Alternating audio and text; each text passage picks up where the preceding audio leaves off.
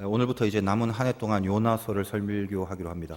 웬만하면 이제 다 알고 있는 스토리고 짧은 성경이지만 어쩌면 우리 신앙의 가장 핵심적인 갈등을 잘 다루고 권면하시고 또 지도하시는 그 하나님의 말씀이 아주 깊숙이 드리워져 있는 성경이다라고 생각을 합니다. 우리가 잘 알다시피 니느웨, 아수르의 수도죠. 거기 가서 복음을 전하라라는 하나님의 말씀을 따르지 않고 요나는 다시스로 도망가지 않습니까? 그러다 물고기 뱃속에 들어가고 거기서 회개하고 다시 니느웨를 향해서 복음을 전했다. 그런 내용입니다. 요즘도 그렇습니다만 옛날에 부흥 강사 목사님들이 늘 이거 요나 설교할 때마다 요나 같은 사람이라고 그렇게 이제 하면서 웃기기도 하고 그랬어요. 근데 가만히 보면 진짜 저한테 적용되고 또 여러분 모두에게도 읽어보면 진짜 요런 나 같은 사람이 있나 이런 생각이 들 정도로 우리의 연약함과 또 우리의 불순종 이런 것들과 이 요나의 불순종들이 어떤 부분에서는 원리적으로 비슷한 게 굉장히 많다라는 그런 느낌을 받을 때가 있습니다. 요나, 불순종의 사람인데 이 요나에 대한 객관적인 그 인물에 대한 설명은 제가 길게는 안 하겠습니다. 북이스라엘의 선지자였고 여로보암 2세, 그러니까 여로보암은 초대 왕이었는데 그 초대 왕 말고 2세. 근데 이 여로보암 2세가 북이스라엘 집권할 때는 역사상 북이스라엘이 가장 막강하고 부강한 나라를 이루었을 때였어요. 근데 그때 가드 헤벨이라는 지방, 신약 시대로 말하면 그쪽이 갈릴리입니다. 그 갈릴리 출신의 선지자예요. 당시의 어떤 시대적인 배경이 북쪽에 있는 아수르 제국이 굉장히 강성해지면서 세력을 막 확장하고 있을 때고 북이스라엘도 나름대로 막강한 파워를 유지하면서 힘을 견제하고 있었을 때인데 성경에도 등장하는 내용입니다만 이 아수르 제국에 큰 전염병이 감돌게 됩니다. 그리고 큰 일식 현상, 온 땅이 어둡게 되는 그런 것들이 연달아 이제 오면서 뭔가 이 아수르 제국의 백성들의 마음에 좀 가난함이 생겼잖아요. 불안하기도 하고 두렵기도 하고 그러니까 하나님이 어쩌면 그것을 기회로 해서 이 이방인 아수르 거민들을 요나를 통해서 한번 그 회개와 돌이킴의 기회를 주려고 하셨던 것 같습니다. 안 그래도 이 아수르가 이스라엘에게 있어서는 상당한 대적이었는데 차라리 심판을 받으면 받았지 이 아수르 이방 백성이 돌이키게 된다? 여기에 이제 요나가 동의할 수 없었던 것이죠.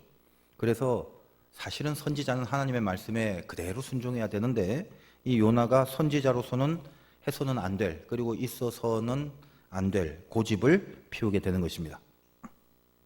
우리는 요나가 사건도 물고기 뱃속이 나와서 재밌기도 합니다만 주님이 언급하신 부분도 있기 때문에 훨씬 더 우리에게 익숙합니다. 우리 신약 성경에 보면 바리새인과 사두개인들이 주님 찾아옵니다. 그래서 표적을 구하잖아요. 표적 좀 보여달라고. 표적이라는 건 어떤 능력, 초월적인 그런 현상들. 그때 주님의 말씀이 악하고 음란한 시대가 표적을 구한다. 근데 내가 보여줄 표적은 요나의 표적뿐이다. 그렇게 일관하시는 장면을 우리는 알고 있습니다. 초월이나 능력의 모습으로 표적을 안 보여주고 요나의 표적뿐이다라는 말로 딱 끝내버린 이 예수님의 메시지에는 크게 한 3가지 정도의 의미가 있습니다. 일단 첫 번째로는 왜 요나의 표적인가? 요나가 3일 동안 물속에 뱃속에 있다가 다시 회심하고 살아나잖아요.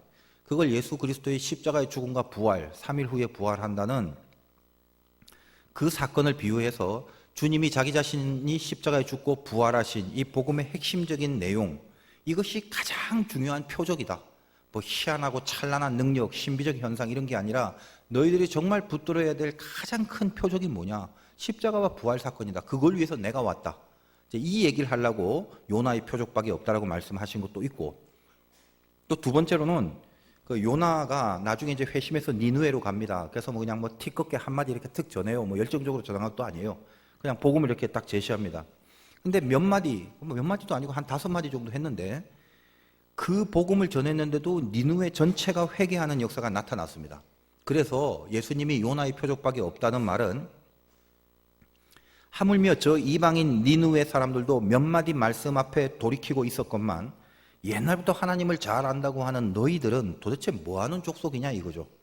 내가 이렇게 복음을 전해도 받아들이지 않고 믿지 못하는 너희들의 모습, 그게 니느웨도 회개를 하는데 너희들 거기에 비하면 니느웨 이방인보다 못한 족속 아니냐, 그런 메시지를 주려고 요나의 표적밖에 없다라고 말씀을 하시는 그런 부분도 있습니다.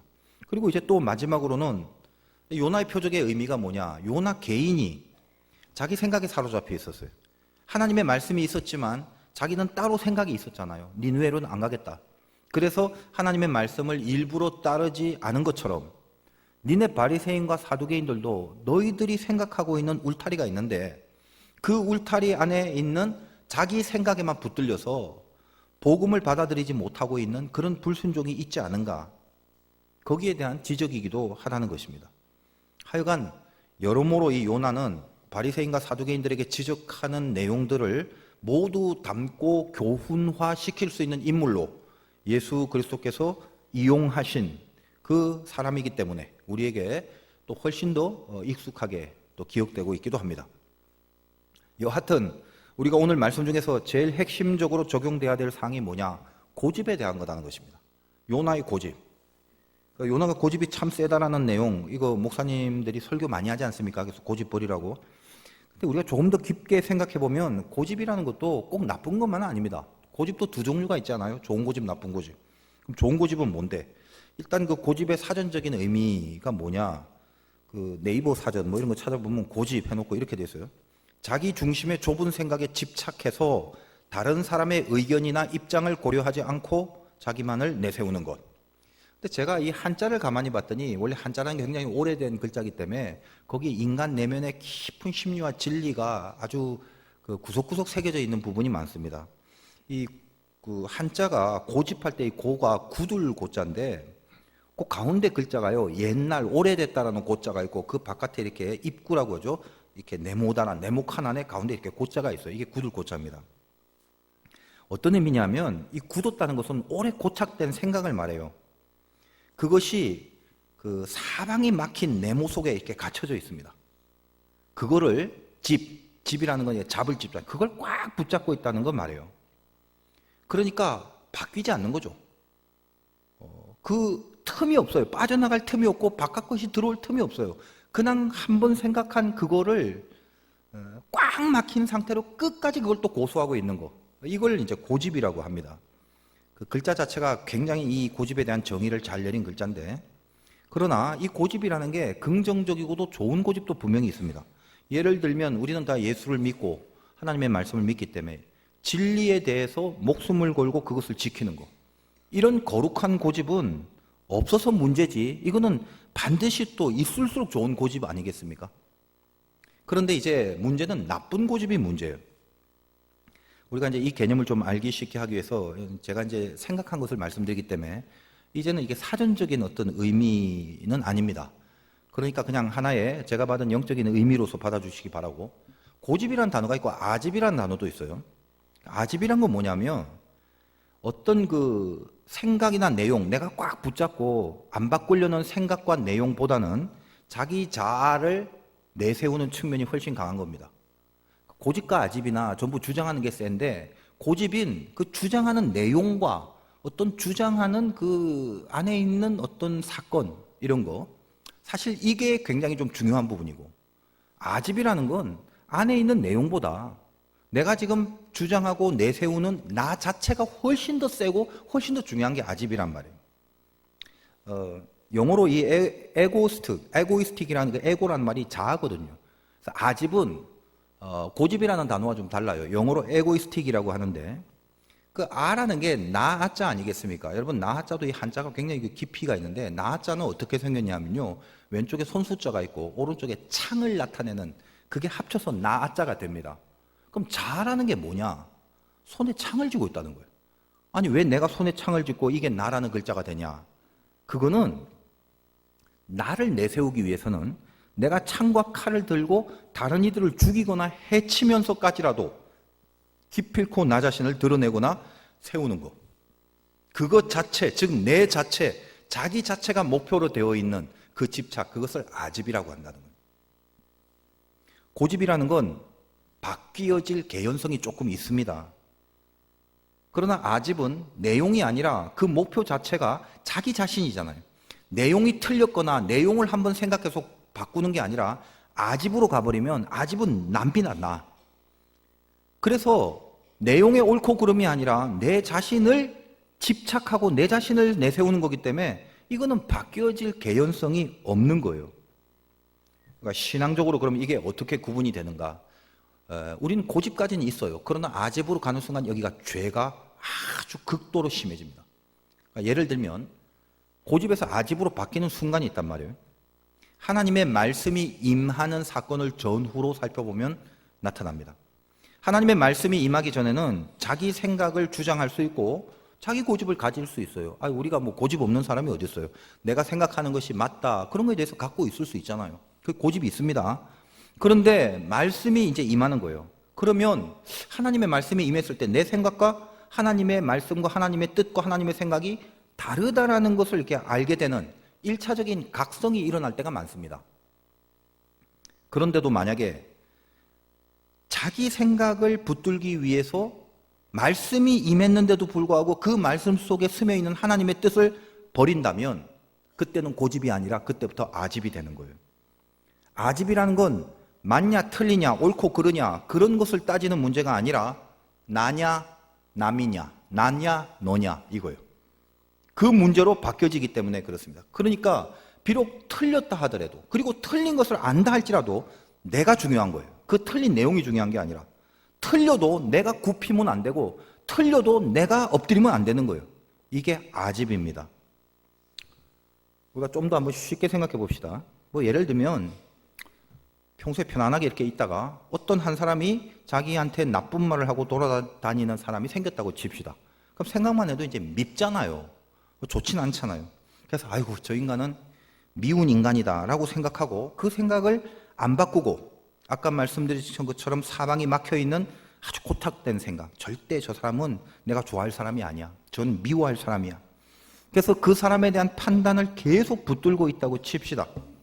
근데 어느 날 그걸 알고 그 사람이 와서 아이고 야 오해야 나 그런 마음 없어 좀 화해하자 뭐 이런 식으로 접근을 하더라도 이상하게 계속 미워지고 못 믿겠고 거짓말하는 것 같고 그런 상태로 있는 그거를 고집이라고 한다면 제가 예를 들어 얘기하는 거예요. 그 고집을 갖고 있다가 하나님의 말씀이 이제 임했어요. 그 다음에 용서해라, 원수조차도 사랑해라. 그러면 그 말씀이 딱 임하면 그 하나님의 말씀과 내가 지금 이 사람에 대하여 갖고 있는 생각이 다르잖아요. 그리고 일단 하나님의 뜻이 뭔지 알게 되어 버렸잖아요. 그리고 인지하고 있습니다. 하나님의 뜻이 이거라는 거예요. 그런데도 하나님 그렇게는 못합니다. 저 인간이 얼마나 나쁜 인간인데 저는 계속 미워할 겁니다. 그렇게 나가버리는 순간 고집에서 아집이 되는 것입니다. 내가 뜻을 잘 모를 때는 고집이라 합시다. 그런데 하나님의 말씀이 임하고 말씀과 뜻을 분명히 알고 난 후에도 여전하다면 그거는 고집에서 깊은 아집으로 바뀌어지고 아집으로 죄성으로 연결돼 버립니다. 여러분 진리에 대해서는 고집이 필요합니다. 그건 거룩한 고집이죠. 그러나 아집이 돼버리면 아집은 어떤 모양이든지 간에 전부 다 죄악입니다. 요나는 고집이 아집이 되어버린 대표적인 케이스로 지금 우리들에게 소개되고 있다는 것입니다. 여러분 당시의 아수르 그리고 그 나라의 수도인 니느웨 이스라엘의 입장에서는 절대로 이뻐할 수 없죠. 그는 심판받아서 마땅한 나라만 그 뭐 당연히 멸망받는 게 더 좋지요. 그냥 간단하게 말하면 요나도 이스라엘을 사랑합니다. 그 민족의 선지자란 말이에요. 그러니 이스라엘을 늘 대적하고 침략하는 저 아수르, 저 이방, 더군다나 거기 수도인 니느웨 무조건 미울 수밖에 없어요, 사실은. 어떻게 그들의 회복, 그들이 회심해서 막 하나님 앞에 축복받아 누리는 거 이걸 어떻게 기뻐하고 즐거워할 수 있겠습니까? 당장 드는 생각은 빨리 저기 심판받아서 멸망당했으면 좋겠다 그런 생각만 들겠죠. 근데 그때까지는 고집이라 치자는 거예요, 요나가. 근데 거기에 하나님의 말씀이 요나에게 임합니다. 본문 1절 보겠습니다. 여호와의 말씀이 아미떼의 아들 요나에게 임하니라 이르시되. 뭐라고 하죠? 니느웨 가서 말씀 전하래요. 여기서 우리가 일단 잠시 좀 짚고 넘어갑시다.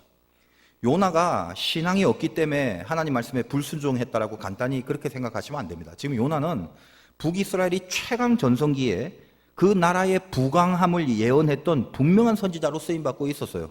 시간 없어서 자세히 안 봅니다만 열왕기 한 14장을 보면 그 요나의 사역이 쭉 나옵니다. 어쨌든 몰라서 불순종했다면 그건 불순종이 아니죠. 몰랐는데 순종이니 불순종이니 따질 겨를이 어디 있습니까? 불순종이란 말이 뭐예요? 아는데 그 아는 거에 적극적으로 반대편에 서 있는 걸 말하는 거죠. 자기가 하나님의 뜻과 하나님의 말씀과 반대하고 있다는 것을 스스로 인식하고 있는 상태, 그걸 말합니다. 그러니까 요나는 말씀이 임하고 나서 하나님의 뜻이 니누에를 이렇게 잘 용서하고 잘 이렇게 껴안고 뭐 이런 거 아니겠나? 좋아. 니누에 미워하지 말고 심판받지 않게 하시려는 게 하나님의 뜻이니까 내가 분명히 알았어. 그렇게 받아들였단 말이죠. 하나님의 말씀이. 그런데 성경 본문 3절 봅니다. 그러나 하나님이 니누에를 용서하고 니누에를 뭔가 이렇게 회복시키려는, 그건 알겠는데 그러나래요. 역접 접속사죠. 그 뒤에 내용이 뭡니까? 그러나 뒤에 분명히 요나는 하나님의 뜻을 카피했어요. 그걸 알고도 자기를 그 하나님의 말씀 앞에 꺾지 않고 자기 뜻을 관철시키려고 다시스라는 먼 곳, 오늘날로 말하면 이 다시스는 스페인을 말하는데 당시 이 지리적인 여건상 쉽게 말하면 니누에라는 것은 지금 원주 동북 쪽이라면 아예 반대편으로 남서쪽 당진쯤으로 지금 도망가려고 하는 거예요. 이 요나가 여하튼 도망하고 말았다는 내용입니다. 자, 요나 고집이 있었죠, 처음에는. 근데 그것까지 이해할 수 있어요. 근데 말씀이 임했죠. 그래서 자기 고집이 하나님의 뜻과 하나님의 말씀과 대치되고 어긋난 것이라는 걸 인지하고 알았죠. 그러나 그 말씀을 끝내 거부하고 다시스로 내려갔죠. 이걸 아집이라고 한다는 거예요. 요나는 이 고집의 단계에서 아집의 단계로 들어선 죄성을 갖고 있습니다. 이 아집은 십자가와 완전히 대적하는 무서운 죄성입니다. 저와 여러분 안에 아집이 있다면 이거 꺾거나 이거 해결하지 못하고는 절대로 신앙의 진보가 있을 수 없습니다. 십자가의 도를 갈 수가 없다고요. 우리에게 아집이 있으면 그 아집 때문에 생기는 죄성의 내용이 뭐냐면 크게 두 가지로 볼 수 있는데, 첫째는 뭐냐면 영적인 이 취침, 잠이란 말이에요. 영적 취침의 상태가 바닥까지 내려가게 된다는 것입니다. 요나가 말씀이 임했는데도 그것을 거부하고 자기 아집에 빠져들게 됨에 따라서 이 지금 돌아가는 상황들이 별일 없이 잘 풀린다는 착각을 하게 만듭니다.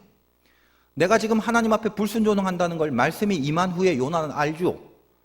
알면 그래서 다시스로 가려고 할 때 갑자기 돌뿌리에 걸려 넘어져갖고 이마가 깨진다든지, 아니면 그 앞에서 무슨 벼락이 한번 내려쳐갖고 머리카락이 다 타버린다든지, 그러면 이건 진짜 안 되겠구나라고 경각심을 가질 건데, 하나님은 그런 식으로 안 다루신다고 그랬죠.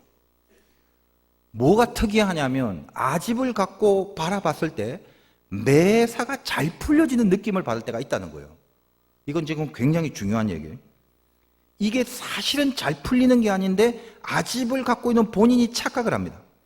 실상이 뭐냐? 점점 밑바닥으로 내려가는 영적인 바닥을 기고 있는 걸 모른단 말입니다. 3절 보십시오. 그러나 요나가 여호와의 얼굴을 피하려고 일어나 다시스로 도망하려 하여 욥바로 내려갔더니, 이 내려갔다라는 표현은 지리적인 표현이기도 합니다만 요나서를 통해서 하나님이 영적으로 주시는 교훈이에요. 자꾸만 내려간다는 표현을 씁니다. 욥바로 내려갔다. 그 다음에 마침 다시스로 가는 배를 만났다. 이 다시스로 가는 배가 관광배가 아니에요. 당시 무역선이라는 게 이렇게 자기가 원하는 시간에 딱 앞에서 대기하고 스탠바이 하는 게 아닙니다. 여기 마침이라는 단어를 쓴 게 뭐예요? 정말 타이밍이 기가 막히게 너무나도 운 좋게도 딱 갔더니 딱 다시스로 내려가는 배가 있더라. 그러니까 혼자 무슨 생각하겠어요? 아싸, 뭔가 잘 풀리는구나. 이렇게 기가 막힌 타이밍이 있다니. 근데 본인은 알아요. 지금 하나님의 뜻과 내가 지금 대치되고 있다는 거를. 내 아집을 꺾지 못하고 있다는 걸 스스로 왜 모르겠어요? 근데 일이 잘 풀린단 말이에요. 그게 착각이죠. 저나 여러분이 아집에 빠져서 하나님의 뜻을 거부하고 살 때에 이상하게 일상의 일들이 내 걱정과 불안과는 상관없이 별탈 없이 잘 풀려가는 것이 축복이 아니라는 걸 알아야 되는데 그걸 깨닫지 못하는 거예요. 마침 다시스로 가는 배를, 어떤 표현이요? 딱딱 잘 풀려지네? 라고 생각을 하게 되는 경우가 있다는 것입니다. 여러분, 이 다시스로 가는 배의 본질이 뭐예요? 일이 잘 풀려서 만난 배가 아니라 오늘 말씀 보니까 여호와의 얼굴을 피하여, 3절 가운데 분명히 의도가 있죠. 이 배는 여호와의 얼굴을 피하려는 운명, 그 운명에 대한 의도를 갖고 있잖아요. 난 절대로 하나님의 얼굴 앞에 안 서겠다. 분명히 얼굴을 피하려고 하는 분명한 의도를 갖고 있는 상태에서 만난 배인데 그게 본질이거든요. 하나님을 피하려는 배를 만난 건데 그게 내 일이 기가 막히게 잘 풀려서 만나게 되는 배인 양 착각을 해버린단 말이에요. 그 배는 잘 풀려서 만나는 배가 아니라 하나님을 피하려고 하는 불신앙 때문에 만난 배예요. 그걸 캐치하지 못하는 거예요. 저는 그래서 가끔가다 신앙생활 잘 못할 때 하나님이 한 방 쳐갖고 그냥 오래 가지 않고 금방 어이구 이러면 안 되겠다고 화들짝 놀라게 되는 그 사건과 경험을 한 사람이 외려 복이 있는 사람이라고 생각합니다. 분명히 어긋나고 불순종의 길을 계속 가는데 잘 돼요 슬슬슬슬 아주 그냥 꼬박꼬박 감사헌금 내게 만든단 말이죠. 뭔가 이상한 걸 본인이 느끼고 있어요 사실은. 근데 그 이상한 게 자기한테 자극이 되는 게 아니에요. 자기 현실의 일이 별일 없이 풀리는 게 이것만 좋은 거지 내가 영적으로 지금 하나님 앞에 내 아집을 꺾지 못하고 살아간다는 것에 대한 경각심 이거로 다가오지 않습니다. 이 다시스로 가는 배는 분명히 얘기했잖아요. 하나님을 피하려고 만난 배라고. 근데 뭐라고요? 마침 운이 좋아서 만난 배로 착각을 하고 있다는 거예요. 이 배는 결국 풍랑을 만나잖아요. 결국 풍랑 만날 배거든요. 근데도 깨닫지 못하고 살아갑니다. 그리고 점점 바닥으로 내려갑니다. 하나님이 큰 바람을 불게 하시고 사공들은 그것 때문에 두려워하는데 요나는 지금 뭐 하고 있어요? 다음 시간에 이제 자세히 보겠지만 5절 끝부분 보겠습니다. 그러나 요나는 배 밑층에 내려가서 또 내려갔죠. 욥바로 내려가고 배에 내려가고 이제 배 밑바닥까지 완전히 내려갔다. 이게 영적인 표현이란 말이에요 지금. 그 밑바닥까지 내려가서 누워 깊이 잠이 든지라. 이게 마음이 편해서 자는 잠이 아닙니다. 이게 일 잘 풀리네, 신났네, 아 좋아라, 막 별일 없이 잘 돼가네. 그래서 막 아주 막 달콤한 잠을 자고 이런 게 아니라 요나의 지금 영성이 밑바닥까지 내려가서 위에서 폭풍이 불고 있는데 자극이 없다는 거예요 지금. 지금 자기의 불순종의 아집이 어떤 상태인지 풍랑 속에 지금 완전히 전복될 위기에 처해 있는데도 불구하고 이게 지금 잘 나가고 있는 건지 아니면 이게 돌이켜서 뉘우쳐야 될 건지 감각 자체가 점점 내려가서 완전히 사라져버린 이 영적 취침의 상태로 완전히 바닥까지 내려가 버리더라는 것입니다. 사람의 아집이 강해지면 바로 이 죄성에 감싸이게 돼요. 여러분의 마음을 누가 알죠? 옆 사람이 압니까? 아니요. 여러분의 마음은 내 스스로가 잘 알아요.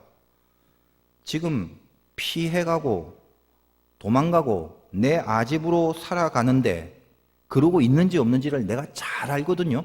근데 일이 술술 잘 되는 것을 보고 안심하고 있다면 이게 무서운 징조라는 것을 깨닫지 못하면 어리석은 거예요. 바닥에서 자고 있는 상태입니다. 아집의 아주 무서운 죄성, 그거라는 거예요. 또 하나, 둘째로 이 아집의 죄성의 내용이 뭐냐면요, 죽더라도 돌이키지 않는 거예요. 사람이 아집에 붙들리면 죽더라도 돌이키지 않습니다. 얼마 전에 그 감리교 군성교를 담당하신 목사님이 방문했는데, 이제 우리 교회가 군성교를 이제 한 달에 이렇게 지원하는 게 있다 보니까 1년에 이제 한 번씩 와서 저한테 뭐 얘기도 하고 뭐 보고 비슷하기도 하고, 근데 대화를 나누는데 그 목사님이 이제 저보다 연배가 이제 있으신 분이지만 오랫동안 군성교를 담당하셨는데 몸이 많이 아프신 경험을 해서 뭐 우연찮게 저하고 이제 건강 얘기를 좀 나누면서 저의 그 건강을 많이 그렇게 걱정을 하시더라고요. 그러면서 이런 말씀을 하세요. 자기가 건강에 대해서 딱 한 가지만 말하라고 한다면 이것만은 진짜 분명하게 말할 수 있는 한 가지가 있다는 거예요. 그래서 뭡니까? 라고 했더니 소식이라는 거예요. 소식. 그러면서 하시는 말씀이 참 의미심장해요. 여러분 소식하라는 말 안 들어봤나요? 뭐 뻔한 거잖아요. 다 듣는 말이지. 그분이 하는 말이 그래요. 제가 이 너무나 식상한 말, 소식하라는 말을 한마디 하는데 중요한 게 뭐냐면 소식하라는 말을 모르는 사람은 없다고. 근데 인간들이 참 어리석은 것이 에라이 죽더라도 먹자 이러더라는 거예요. 근데 제가 그 말을 딱 듣는데 웃기기도 하지만 이게 참 맞는 말 같단 말이죠. 소식 다 알죠. 근데 어때요?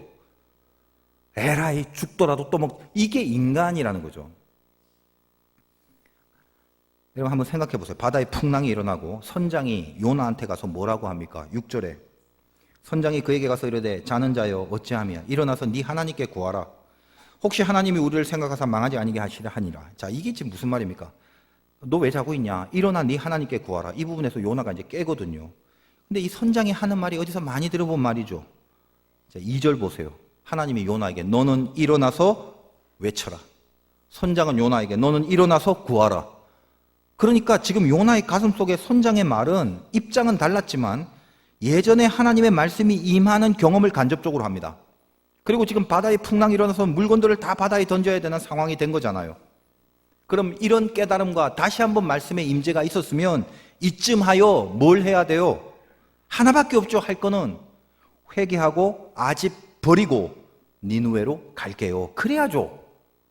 유일하게 요나에게 바라는 게 하나님이 그거 아닙니까?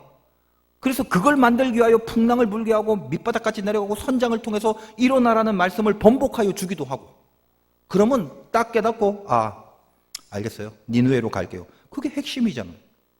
그거밖에 없잖아요. 니느웨로 가겠다는 돌이킴. 근데 안 해요. 그리고 어떤 과정을 겪게 됩니까? 거기 있는 사람들이 이 재앙이 누구 때문인지 한번 제비 뽑아보자. 요나가 딱 걸리죠. 그럼 또 어떻게 해야 돼요? 역시 하나님이 나를 지적하는구나. 나 때문이니 내가 이제 니느웨로 갈게요 하고 돌이켜야 되잖아요. 아니 그거밖에 없잖아요. 유일하게. 근데 또 사람들이 요나에게 묻습니다. 모르는 네가 지금 제비 뽑아서 재앙이 너 때문인데 네가 참 궁금하네. 너 어디서 왔니? 출신이 뭐니? 8절에 기타 등등 그렇게 물어봅니다. 도대체 출처가 누구냐? 네 정체가 누구냐고. 요나가 뭐래요? 9절에 그가 대답하되 나는 히브리 사람이요 바다와 육지를 지으신 하늘의 하나님 여호와를 경외하는 자로다. 나 교회 다녀요. 그렇게 얘기하는 거죠. 나 하나님 믿는 사람이에요. 아니 그 얘기를 하는 걸로 봐서 당연히 요나는 하나님 믿는 사람 맞긴 맞고, 근데 사람들은 봤을 때 아니 네가 하나님 믿는 사람이라면서 너 왜 불순종하고 아집을 피워? 풍랑이 지금 크게 일어나는데 우리가 지금 어떻게 해야 되겠냐? 자기는 하나님 믿는 사람이래요. 우리도 마찬가지죠. 하나님 믿는 사람, 그걸 부인합니까? 안 하잖아. 우린 다 하나님 믿는다 고백하잖아요. 근데 뭐가 있다? 핵심을 정말 돌이켜야 될 그 말씀의 임재 앞에 내 아집을 꺾는 작업을 안 하고 있더라는 거예요. 여기 보면요, 요나가 기가 막힌 역사의 남을 이야기를 합니다. 이제 우리가 어떻게 할까 하고 거기에 있는 배 타고 있는 사람들이 얘기할 때 그게 12절입니다. 12절에 이렇게 이야기합니다. 그가 대답하되 나를 들어 바다에 던지라. 그리하면 바다가 너희를 위하여 잔잔하리라. 너희가 이 큰 폭풍을 만난 것이 나 때문인 줄 내가 아노라 하니라. 지금 요나의 마음이 어떤 거죠? 자기 잘못을 알고 지가 불순종하고 있다는 걸 알아요. 근데 이게요, 얼마나 무서운 말인지 생각해 보셔야 됩니다. 이거 얼핏 들어보거나 어떤 설교 중에도 그런 내용이 있을 수도, 어쨌든 요나가 굉장히 희생한 것 같죠. 나 하나님 믿는 사람이니까 나를 대신 제물 삼으라고. 지금 그런 장면이 아니에요. 지금 여기까지 요나가 이렇게 말씀의 각성을 계속 독촉받는 일이 연속되고 있으면 뭘 노리는 거죠? 하나님은 딱 하나 유일하게 해야 될 의무, 나 니느웨로 갈게요. 다시. 그렇게 하는 거 하나 그것뿐인데 지금 요나가 뭐라고요?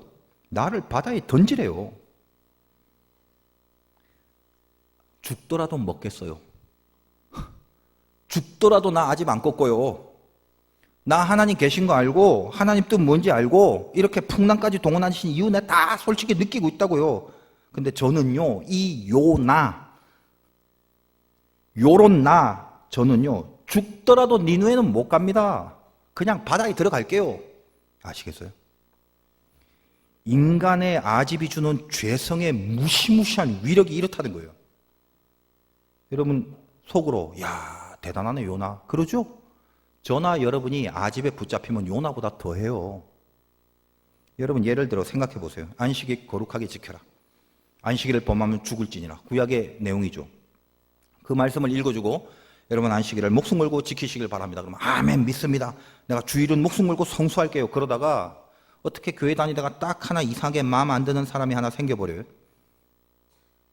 내가 그 인간 보기 싫어서 교회 안 간다고 바로 돌아서 버린단 말이에요. 그게 뭐죠?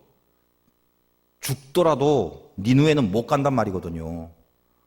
안식일을 범하는 죽을진이라는 아멘 하면서 꼴보기 사람 하나 생기면 그 사람 때문에 내가 교회 못 간다. 죽더라도 내가 니느웨는 못 간다. 이게 아집이 주는 위력이에요. 저와 여러분을 잘 보십시오. 요나를 너무하다고 생각하지 말고 적나라하게 지금의 우리의 이 아집에 사로잡힌 죄성을 요나를 통해서 그대로 보여주고 있다는 거예요. 요나가 이토록 이 지경이 될 때까지 그의 아집을 내가 죽더라도 버리지 않겠다. 이 경지가 될 때까지 그래도 그 악한 고집을 저 밑바닥에서부터 받쳐주는 힘이 있었다는 걸 알아야 돼요. 뭐가 그런 힘이었을까? 그건 한 가지입니다. 이스라엘을 위한다는 명분이에요. 명분. 내가 왜 니느웨를 가야 돼? 하나님이 니느웨 가라고 했지만 그 나라 우리 민족의 원수인데, 나는 이스라엘의 선지자인데, 나는 애국자인데. 더군다나 요나가 선지자로서 믿음이 얼마나 좋은지 하나님의 말씀대로 니느웨 가서 복음을 전하더라도 쟤들 이방인이니까 뭐 복음 들어봤자 별로 반응이 없고 그럴 거다 싶으면 니느웨 가라면 그냥 갔겠죠. 왜냐면 뭐 전해봤자 반응 없을 걸 뻔히 아니까. 근데 요나는 하나님에 대한 믿음이 있었기 때문에 복음 전했다간 하나님이 복음 전하는 걸 보니까 내가 하나님 저 양반 옛날부터 잘 알고 있는데 분명히 이 복음을 통해서 하나님 은혜로 저들을 붙잡을 게 분명하구나. 그러면 이제까지 내가 알고 있는 하나님의 패턴상 하나님은 저 이방인 니느웨를 품어줄 거다라는 걸 믿고 있었어요. 그래서 싫은 거예요. 그래서 안 가는 거예요. 왜? 내 깊은 곳에 나는 이스라엘의 선지자고 우리나라를 대적하는 저 이방 나라를 왜 위해 주냐라는 명분이에요. 명분. 내가 바다에 빠져 죽을지언정 내가 니느웨 안 가는 이유는 내 스스로 정당하다라고 주장하는 거죠. 이게 아집의 죄성입니다. 오늘 말씀의 제목이 제가 생각해도 기가 막힌데 뭔지도 모르고 지금 앉아 계신 분이 있죠. 그리고 이제 주보를 뒤집어 봅니다. 고집을 정당화하는 명분을 버려라. 그게 메시지예요. 여러분이 자기 자아를 위해서 고집을 피우게 될 때는 반드시 악한 본능이 뭔가를 찾아내려고 하는 작업을 합니다. 그게 뭐냐? 명분이에요. 이 명분이란 말 자체는 나쁜 말은 아닙니다. 그러나 영적인 신앙의 세계에 들어오면 마귀는 악한 명분을 주어서 죄에서부터 이렇게 돌이키지 못하게 만든다는 걸 잊지 마세요. 마귀가 우리들한테 와서 야, 죄 저질러 이렇게 안 합니다. 절대. 우리 하나님의 자녀거든요. 그래서 마귀는 어떻게 하냐면요, 항상 죄를 저지를 수 있는 명분을 찾게 만들지 다짜고짜 대놓고 죄를 지라고 그렇게 얘기 안 한다고요. 그렇다고 우리가 뭐 죄 짓습니까? 마귀가 죄져라고 해서 죄 짓고 이러지 않아요. 여러분, 아담과 하와 범죄도 마찬가지죠. 애초부터 마귀가 야구방망이 갖고 왔고 안 먹으면 죽어 그러면요, 아담과 하와도 한 건 했을걸요. 뭐 야구방망이 그래 너 죽고 나 죽고 한번 붙어보자 이렇게. 근데 뭡니까? 명분 주죠. 명분. 여러분, 하와 어떻게 꼬십니까? 그냥 선악과 먹으라고 안 합니다. 명분부터 딱 주죠. 선과 악을 분별하는 일에 하나님과 같아진다. 얼마나 명분이 돼요. 너 이거 먹으면 선이 뭔 줄 알게 돼. 그게 하나님 수준인데, 그러면 선한 것만 잘하면 될 거 아니야. 악한 건 탁탁 버리고 얼마나 기가 막히냐. 그게 뭐 나쁜 거야 먹는 게. 빨리 먹어 이거죠. 그런데 이걸 알아야 돼요. 모든 명분이 있기 전에 하나님이 계시고 그분의 말씀이 먼저 계셨잖아요. 먹지 말라고 했잖아요. 이걸 뻔히 듣고 그걸 뻔히 알면서도 그 말씀이 임했는데도 뭘 찾고 있다? 악한 게 들어오면 명분을 찾는다고, 죄를 지으려고. 여러분, 주님이 시험 당할 때 마귀가 다가와서 했던 세 가지 시험은 그 앞에 전부 명분 싸움입니다. 뭐 돌떡, 뭐 하늘에서 뭐 높은 데서 뛰어내라, 경배해라 이런 게 중요한 게 아니라 항상 빠지지 않고 네가 만약 하나님의 아들이여거든 이렇게 나와요. 그게 뭐죠? 명분. 마귀가 예수님한테 가서 야, 뭐 누가 너보고 뭐 부자 되라고 하니? 뭐 부유하라고, 그런 말 아니잖아. 지금 너 메시아 아니야? 메시아 하려면 가난한 사람 구해주고 뭐 도와주고 그래야 되잖아. 돈 있어야지. 돈. 그래야 가난한 사람도 돕고 그럴 거 아니야. 돌이 떡이 되면 얼마나 좋아. 명분 준단 말이에요. 명분. 틀린 말 아니죠. 가만히 보면 전부 다. 전부 하나님의 아들이거든. 그걸로 유혹하거든요. 근데 주님이 이 마귀의 유혹을 하나님의 말씀으로 다 물리치십니다. 주님 정도 되면 일로 와. 시끄럽다 꺼져. 한 대 패든가 이러면 되는데, 주님은 이 마귀를 통해서 그리고 이 사건을 읽는 우리 모두를 위해서 어떤 교훈을 주는 것입니까? 어떤 명분보다도 앞서 있는 것은 하나님의 말씀이다라는 거. 이걸 보여주는 아름답고 귀한 장면이죠. 여러분 가롯 유다 보세요. 마리아가 향유옥합을 깨뜨려서 주님 앞에 붓습니다. 유다가 가만히 보니까 그걸 왜 발에 붓고 난리냐? 300데나리온, 지금 돈으로는 3천만 원 정도인데 그거 팔아서 가난한 사람 나누어주면 되지. 지금 너 뭐하고 있냐? 여러분 누가 이 명분을 비판할 수 있겠어요? 여기 주님 재림하셔서 있는데 제가 만약에 3천만 원짜리 무슨 향수를 부었다 합시다. 그거 바로 여기 옆에서 바꾸면 3천만 원인데 그럼 그거 갖고 다 박수치고 감동하고 눈물 흘릴 건가요? 아니면 뒤에서 계산하면서 주판 굴린 사람이 있을까요? 저걸 왜 저렇게 비싼 데다가 쓸데없이 부어? 팔아서 가난한 사람 주면 좋은데. 자, 근데 그게 맞나 틀리나요? 그 명분 자체로만은 뭐 틀린 말은 아니잖아요. 그러나 성경은 뭐라고 하냐면 만약 진짜 가롯 유다가 정말 주님께로 배운 말씀을 따르려고 내가 가난한 사람 구하고 고아와 과부를 위해서 살아야겠다. 정말 주의 말씀을 따르려는 그 자비의 마음으로 그것이 진정한 명분이 돼서 말했다면 주님은 그것을 나무랄 리가 없겠죠. 그런데 유다는 죄를 정당화하려는 명분이었다는 것을 성경이 스스로 말하고 있습니다. 성경이 뭐라고 하냐면요. 이렇게 말함은 방금 유다의 말 이렇게 말함은 가난한 자들을 생각함이 아니요 그는 도둑이라 돈괴를 맞고 거기 넣은 것을 훔쳐감이라. 결국 유다의 말은 뭐다? 그 명분이 뭐예요? 저 밑바닥에서 죄를 정당화할 수밖에 없는 죄를 정당화시키기 위한 명분이었다는 것입니다. 예수 믿으면서 명심해야 될 게 이 세상은 명분과 실리로 돌아갑니다. 우리는 명분 이전에 하나님이 계시면서 하나님의 말씀이 앞서 있는 사람이죠. 이 명확한 차이를 구별하셔야 돼요. 우리 앞에 있는 하나님을 대적하기 위해서 이상한 명분을 자꾸 붙들고 있게 하는 것, 그것이 요나를 통해서 우리가 지적받아야 될 죄성이라는 것입니다. 최근에 제가 존경하는 이재철 목사님이 은퇴하시면서 마지막 설교를 한 것이 요즘 신문과 기독교 매체에 뜨겁습니다. 어떤 설교를 했습니까? 여러분은 이제 이재철을 버리셔야 되는데 적당히 버리는 게 아니라 철저히 버리셔야 한다라고 그렇게 설교를 했어요. 그래야 이 교회가 그 다음 세대로 새 부대를 만들어갈 수 있다라고 말했습니다. 그리고 본인은 원래 집이 그 교회 근처에 합정이었지만 저 산골인 경남 거창으로 가서 자녀들이 마련해준 그 터에 내려가 거기 동네 주민들을 섬기면서 여생을 보낼 거라고 했습니다.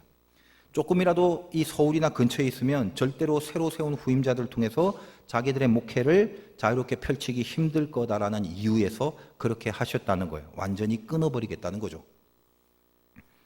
요즘 수개월 동안 명성교회 세습 문제로 기독교가 세상에 덕이 안 되는 모습이 보여지다가 너무나도 대조적인 은퇴의 사건이 상처받은 이 명성교회 때문에 나름대로 상처받고 나름대로 불쾌해지고 어두워진 이 교계의 치료와 회복으로 감싸주는 깊은 은혜가 되어 주었습니다.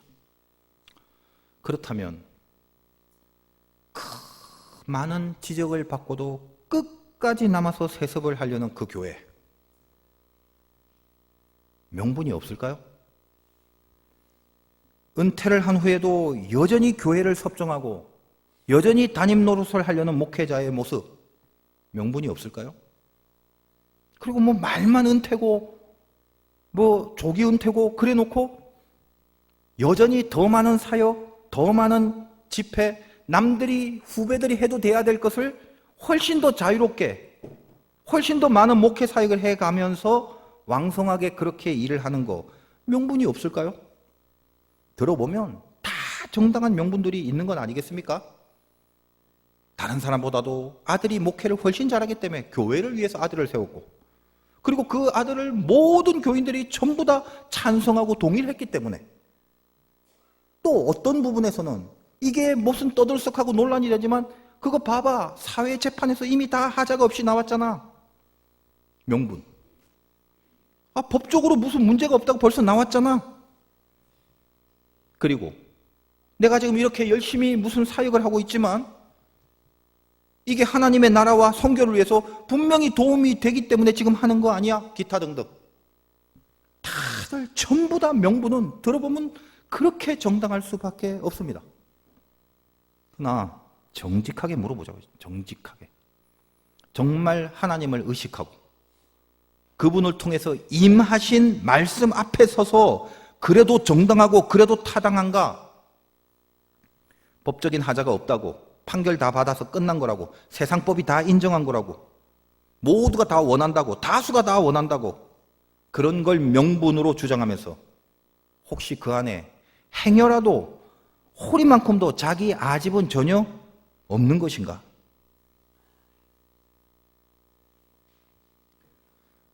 이재철 목사님이 심우했던 교회는 한 주일 헌금이 억대가 넘습니다. 오늘 하루, 일주일, 한 주의 헌금이. 그 주보에 그 주간에 들어온 헌금의 액수를 10원짜리까지 정확하게 기재를 합니다. 그렇게 큰 규모인 교회에 너무도 신비하고 은혜가 되는 것은 그 교회는 예산을 세우지 않습니다. 그러니까 대강 굵직한 경상비 그거 말고는 일부러 예산을 안 세운다는 거죠. 그 취지는 굉장히 간단하고 명료해요.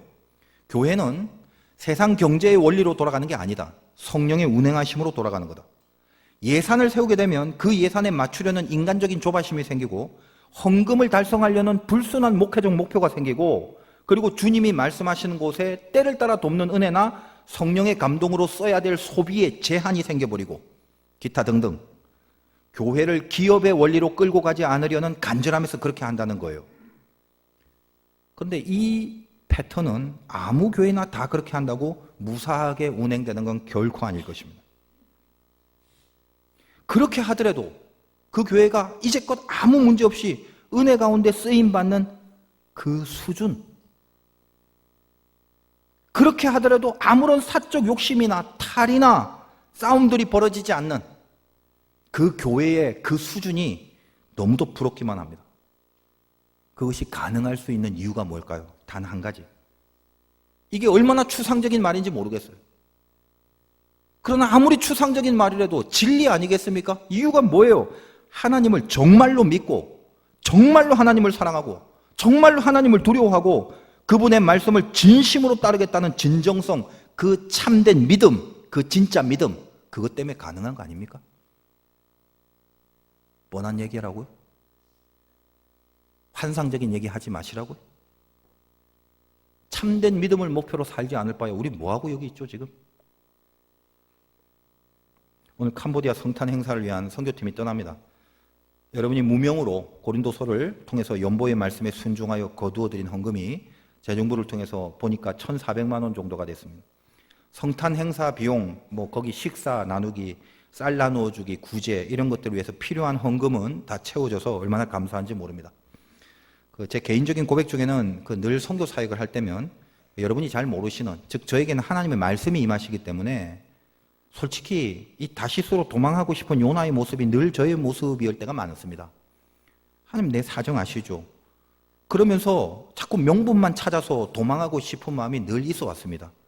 지금 이런데 제가요 이렇게 말 못할 부담이 늘 가슴에 있었고, 근데 그때마다 어쩔 수 없이 기도로 연결하게 하시고 또 그 기도 끝에 이루어 주시는 하나님의 신비가 놀랍고 감사할 뿐입니다. 예외가 없었습니다. 이번에 제 기도 중에 여러분도 기도하셨겠지만 선교지에 그 성탄 행사 비용 말고 꼭 필요한 차량을 제공해 주고 싶어서 그것 때문에 기도했는데 그 기도를 하나님이 들어주셔서 이 성탄 행사 비용 외에 선교지에 필요한 차량도 결국 제공하게 해 주셨어요.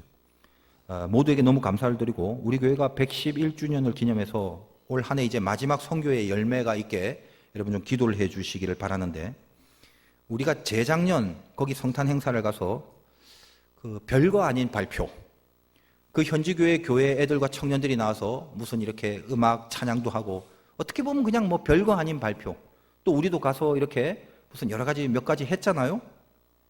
그리고 제가 부족하게 캄보디아 말도 모르니까 통역을 써서 그냥 어설프게 부족하게 간단하게 전했던 설교. 그런데 그런 아무것도 아닌 사역 위에 주님께서 기름을 부어 주셨습니다. 제가 예전에도 말씀드렸죠. 그 행사를 마치고 그냥 도시락 먹으러 왔다가 쌀 나눠주니까 그거 받으러 왔다가 무심코 행사하는 공연 조금 보고 설교 말씀을 듣고 나서 그 참석했던 근처 한 가정집에 주민이 은혜를 받아서 성인 20명과 어린아이 40명, 도합 60명이 모여서 한 곳에서 예배를 드리게 되는 놀라운 일들이 보여졌습니다. 저는 그 소식을 듣고 마음에 깊은 감동이, 이게 신비지요, 신비. 저는 이번에도 그 기도를 준비합니다. 우리 준비된 게 미흡하지만 우리가 준비된 걸로 하나님은 일하지 않죠. 주님이 그것을 통로로 모든 발표 중에 허접한 몸짓 하나, 저의 허접한 복음 선포 하나, 통역이 어떻게 허접할지는 모르겠지만 거기에 성령의 은혜가 임하게 해달라고, 그래서 예수를 믿게 되는 놀랍고 아름다운 역사가 일어나게 해달라고 계속 기도하고 있습니다. 그게 초점이에요. 가시는 분들도 마찬가지고 뿐만 아니라 여러분 모두가 화도교회 이름으로 가는 거기 때문에 여러분이 그 중보기도를 같이 해주시길 바라요.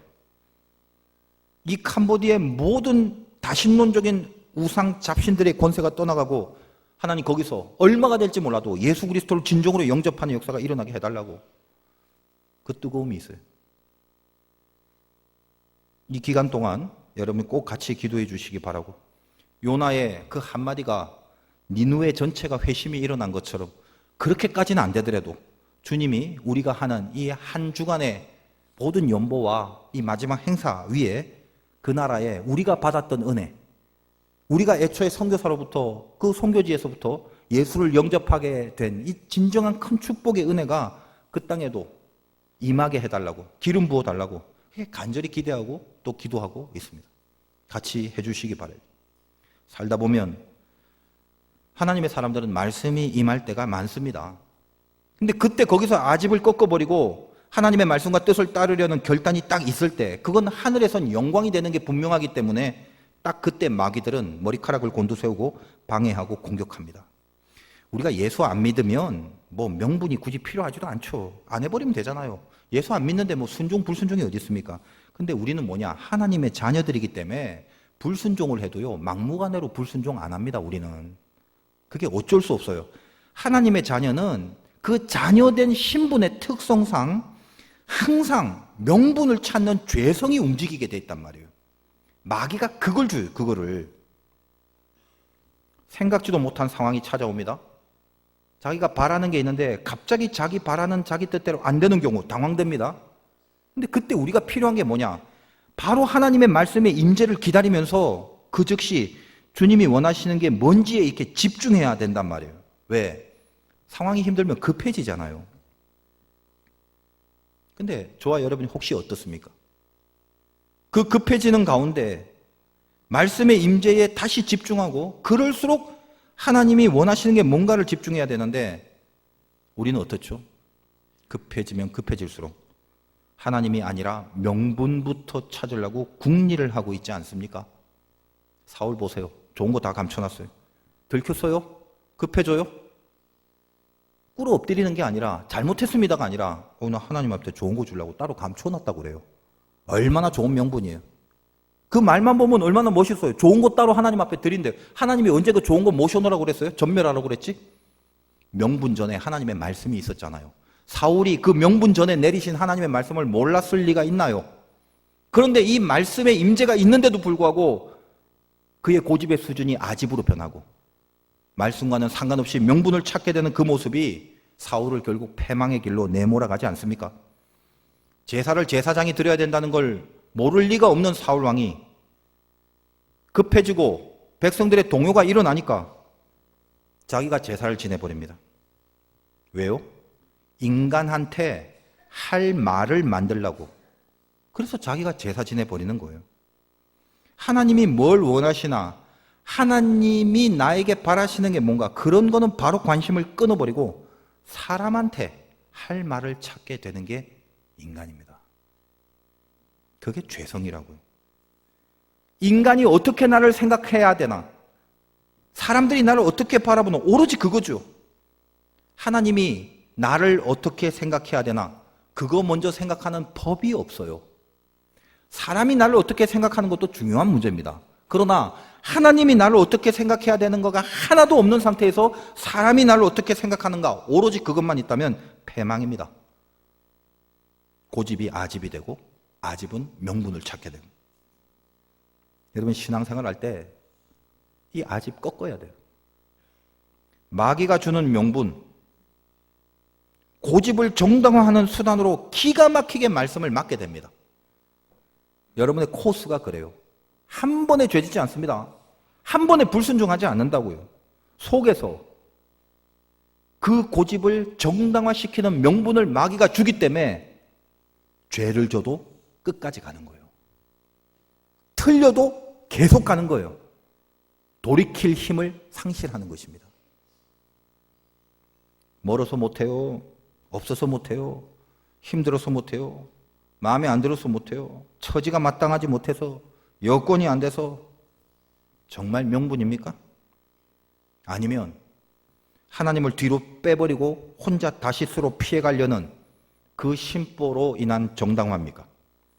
여러분, 속으로 진지하게 한 번만 살펴보세요. 다 답이 나옵니다. 내가 정말 명분을 내세우는 것이 하나님과 달라지는 내 아집을 지키려는, 그걸 정당화하기 위하여 끝까지 붙들려는 명분인지 정답이 바로 나온다. 그걸 버리라는 거예요. 요나를 통해서 그거를 가르쳐 주십니다. 모든 명분 앞에는 뭐가 있습니까? 우리는 말씀이 있습니다. 모든 자아, 내 자아 앞에는 우리는 누구요? 주님이 계시죠. 내 아집보다 강력하신 하나님의 사랑이 내 앞에 있어서 결국 그 사랑이 나를 이끌어 주실 것입니다. 여러분, 선택해야 돼요. 내 아집을 따라 다시스로 가는 배를 타려고 하는가?